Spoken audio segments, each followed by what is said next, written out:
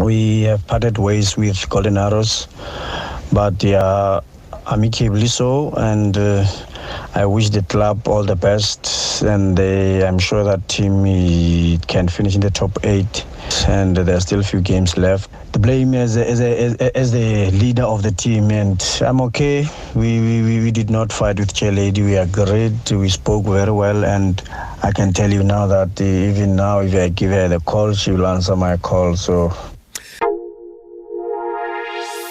he's in a contract. He still has a couple of years left on his contract at Supersport. So there's no choice about that. Sipho's been excused from training. His headspace isn't right to come and be with the team.